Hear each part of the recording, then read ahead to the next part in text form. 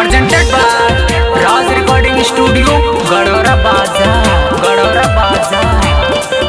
Music by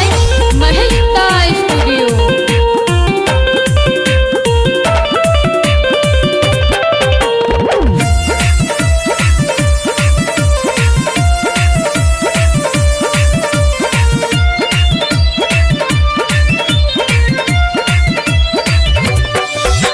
सावने में घोरे जदि अइती तो देव घर झलवा ठरा दियती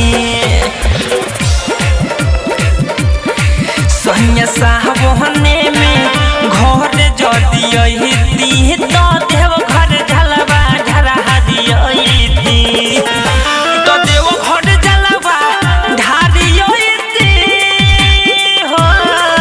तो देव घर झलवा ढारियती संग भोला जी के दोहर सन पहिती सावन में जलवा ढारियती सैया सावने में घर जदि अइती तो देव घर झलवा ढारियती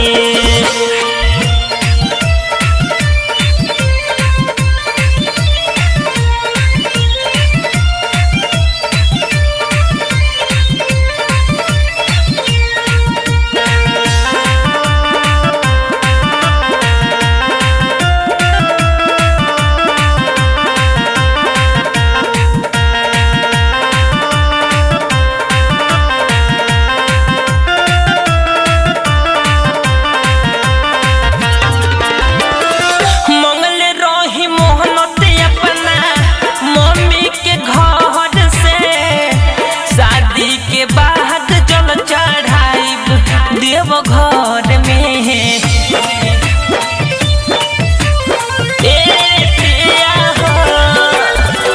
मंगल रही मोहनत अपना मम्मी के घर से शादी के बाद जल चढ़ाइब देव घर में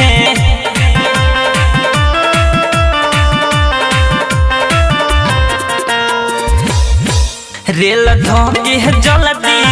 रौम चलियती तो देव घर झलवा ढारियती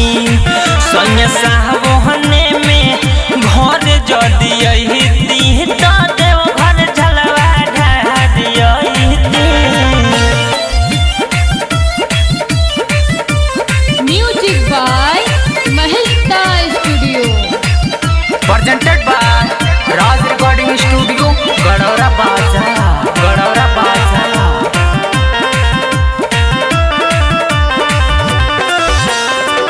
हर साल कोही के ना धोत है निगाह रे कवन बहाना ना चली अब की पहाड़ी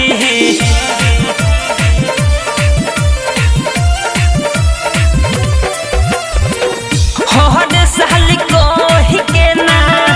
धोत है निगाह रे कवन बहाना ना चली अब की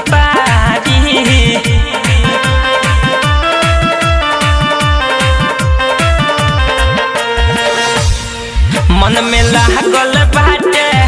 असरा पुरैती तो देव घर जलवा ढारियती सैया सावने में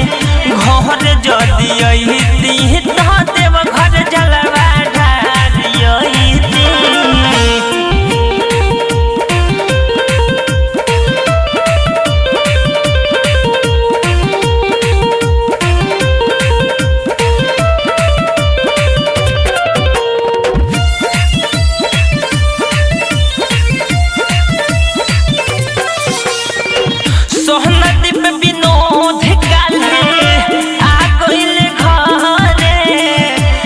हरी के साथ जई है डर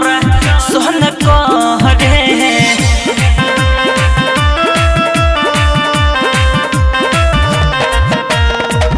सोहन दीप विनोद काल है आहा गइले घरे में हरी के साथ जई है डर सोहन कहरे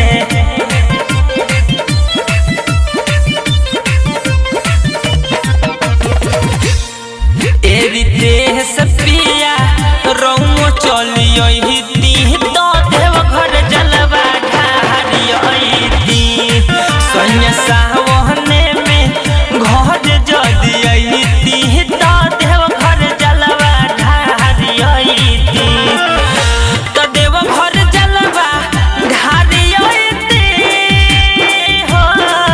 तो देव घर जलवा ढारियती हो